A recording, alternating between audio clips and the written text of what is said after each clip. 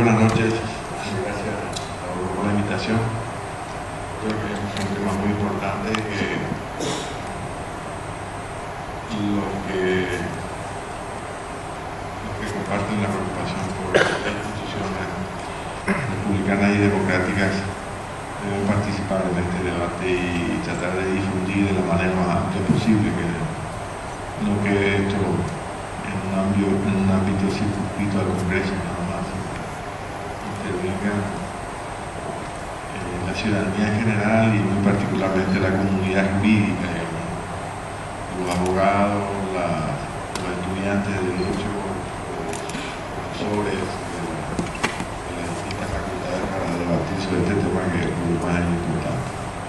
En primer lugar, yo me voy a referir al tema del Poder Judicial y después a la reforma constitucional. Nosotros, y cuando digo nosotros me refiero a mi partido, planteamos dos fases, digamos. En primer lugar, la renovación de la Corte.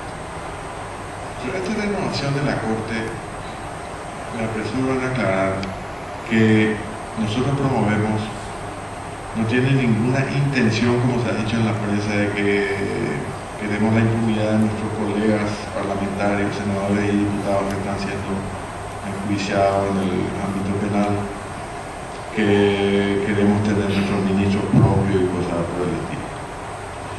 En primer término, si nosotros quisiéramos que nuestros colegas queden impunes de las investigaciones que se les está promoviendo, sencillamente no le hubiéramos otorgado al juez el pedido de privación, digamos, de las inmunidades que tienen. Lo hubiéramos rechazado.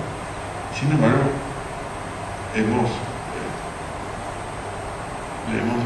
levantado el impedimento para que los parlamentarios sean sometidos a proceso.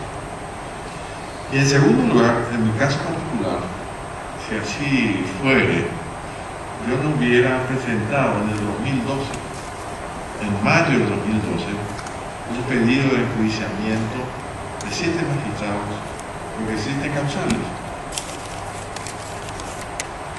Si existen causales,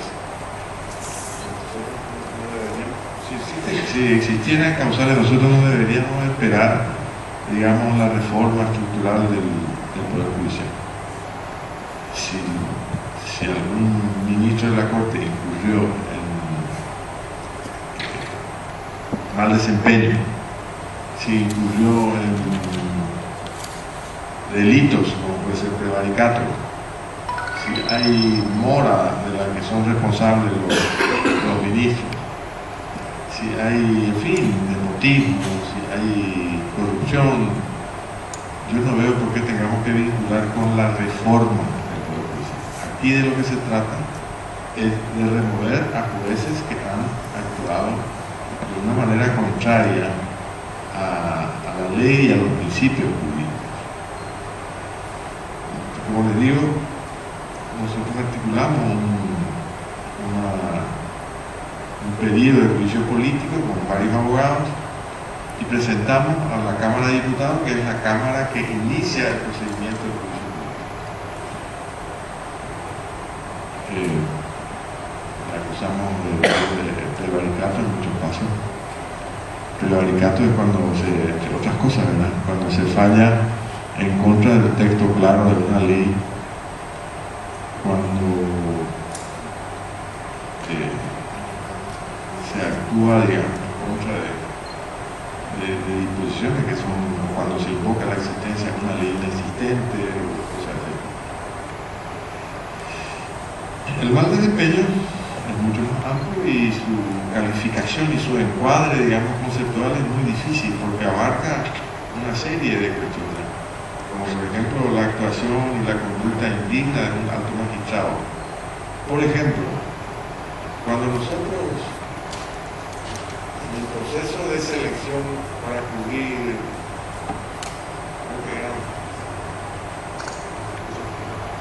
no recuerdo si eran 7 ministros, a los que se presentaban a concursar por esa vacancia, una pregunta obligada a todos ellos era si qué pensaban, si con una sola designación ya alcanzaban la inamovilidad. Y todos dijeron que al cabo de 5 años tenían que volver a concursar. Bueno, pasando el tiempo, ¿qué hicieron? Presentaron una acción de certeza constitucional, una cosa así que en realidad lo que existe es en el campo civil de certeza jurídica, que no tiene ningún valor ejecutivo, meramente declarativo. Y presentaron entre ellos, bueno, yo presento mi pedido, fuga mi colega Adolfo, después él presenta, yo fugo a él, y así se fueron autoconfirmando por 5 años, en contra de lo que habían dicho en las reuniones públicas que habíamos hecho en la Cámara de Senadores. Y esa es una actitud francamente impropia de un alto magistrado que miente al Senado para ser designado ministro, entre otras cosas. No constituye delito, pero evidentemente es un comportamiento, una conducta impropia de un alto funcionario. Después también había casos de cosas verdaderamente hechos así. Estoy recordando ahora un caso en lo penal, un criminal sanguinario y alevoso fue juzgado en un tribunal de San Cristóbal y fue condenado a 23 años de penitenciaría. Por eso apeló. La Cámara confirmó 23 años. Y al cabo del 6º año de haber cumplido la prisión, planteó un recurso de revisión.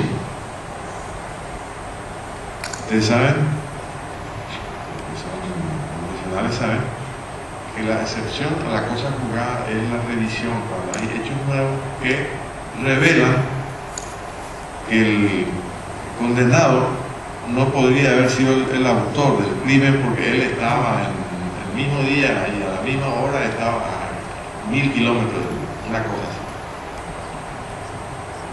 así. Y también hay una jurisprudencia continua y pacífica que sostiene que la revisión no se plantea para reducir pena, sino cuando hay hechos nuevos y se refiere al fondo del asunto. Pero la cosa es que la sala penal, que entendió en el asunto, le redujo de 23 años a 9 años de penitenciaría. Con lo cual, el homicida estaba en condiciones de obtener su libertad condicional. ¿Por qué? Porque había cumplido los 2/3 de la pena.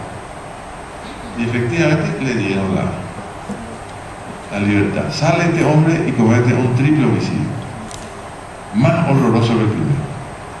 Y ahora lo condenaron por el cambio de penitenciaría. Es decir, cosas de ese tipo que revela que... Y después hay causales que yo creo se pueden perfectamente probar en la medida en que se haga el juicio político. Para eso está el juicio político. El juicio político no es para reformar la estructura del Poder Judicial, es para apartarlo del cargo a un mal juez.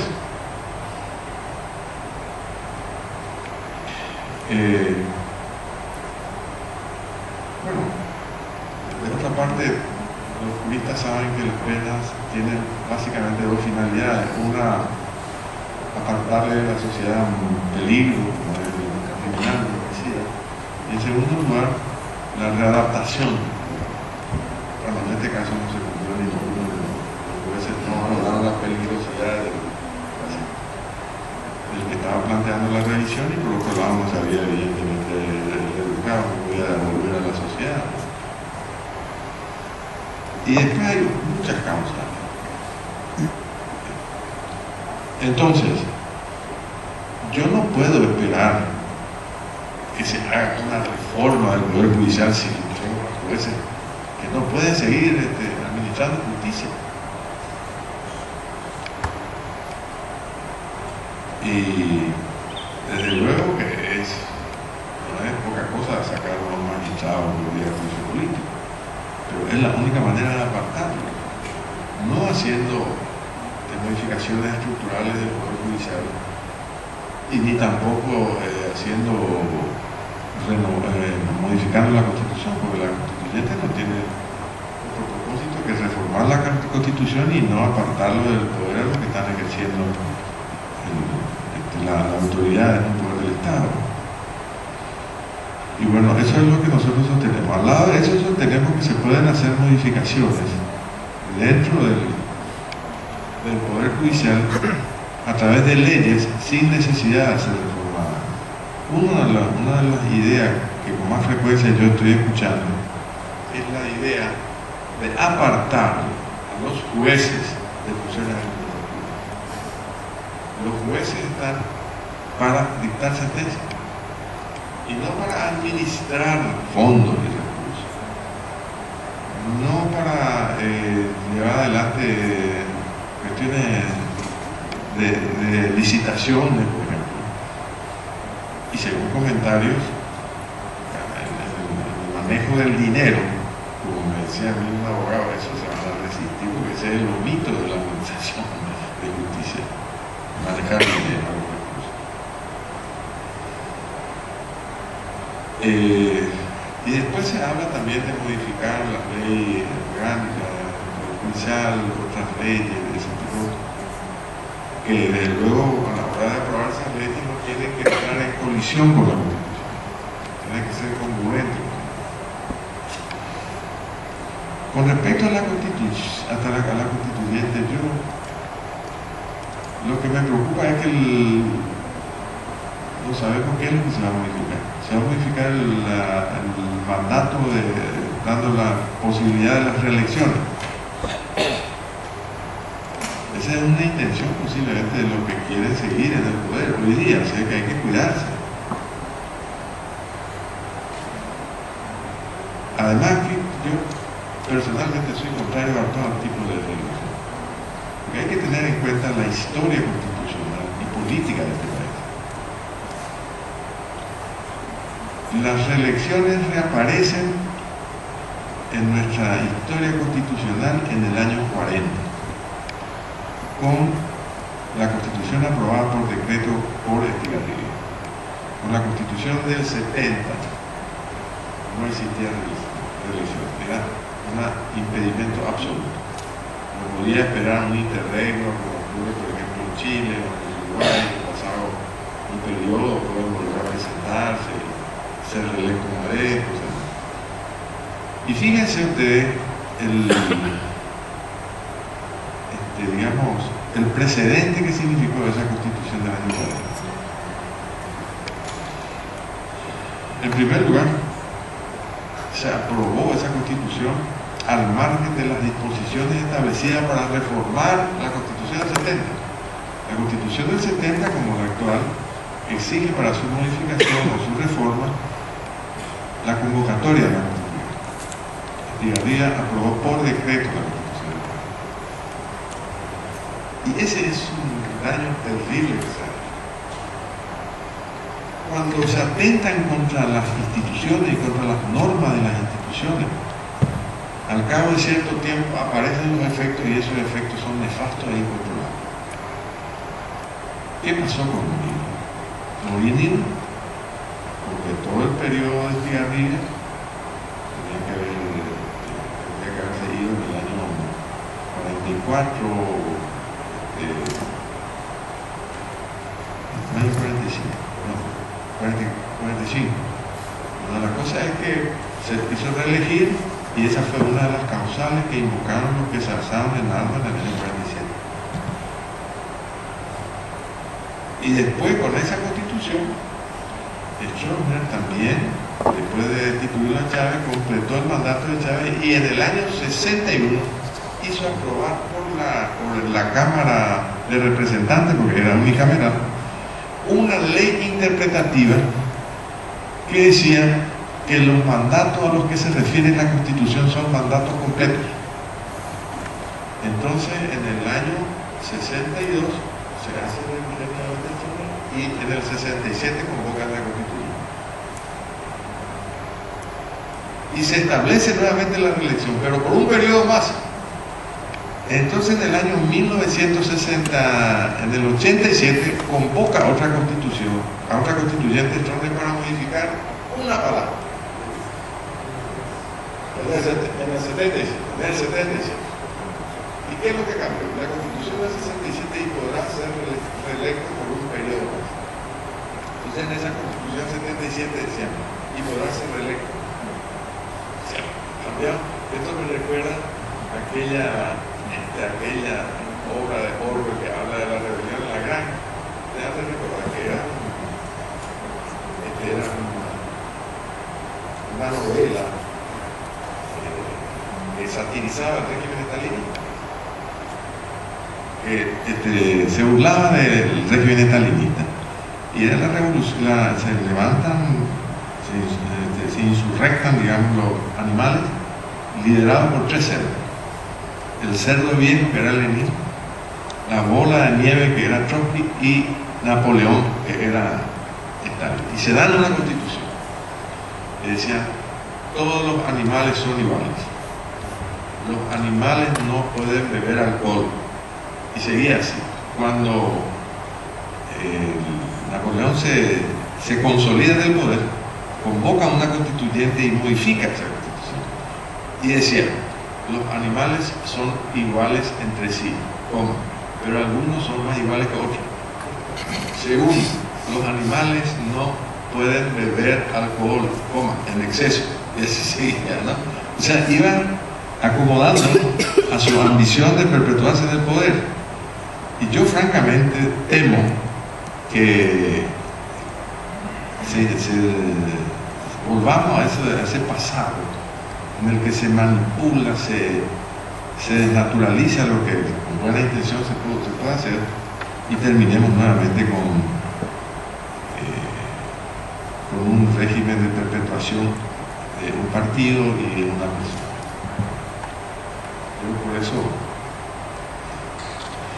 por el ejemplo que tenemos en nuestra historia, la perpetuación del poder, yo no soy partidario de hacer una constituyente si no tenemos la seguridad de que no vamos a consagrar mecanismos que impidan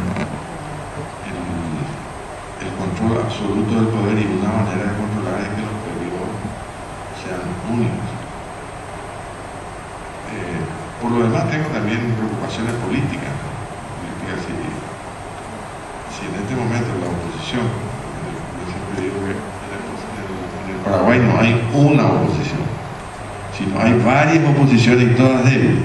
Y si nosotros, en la oposición, nos vamos todos desunidos, y sobre todo, ustedes saben que desde el poder el gobierno tiene resortes que pueden manejar para quebrar la cohesión de los partidos y de la oposición, sobre todo porque todos sabemos que pueden otorgar beneficios selectivos a lo que pueden ser eventualmente lo que el caballo de Troya en una oposición. Resumiendo, creo que tenemos que abordar el tema de la renovación de la Corte por razones de la existencia de causas para promover la justicia pública, a todo lo que exista, y abrir una oficina donde se recepcionen las denuncias. Y en segundo lugar también ver qué es lo que hay que cambiar desde el punto de vista de la estructura. Porque fíjense ustedes, en el país, desde el inicio de la transición, se renovaron una cantidad de leyes. El Código Penal es relativamente nuevo, ahora se está modificando. El Código Procesal Penal, el Código Civil, que se aprobó en el año 92, que generalmente tienen una vigencia centenaria a veces. O sea que el Código de Organización Judicial sí es anterior a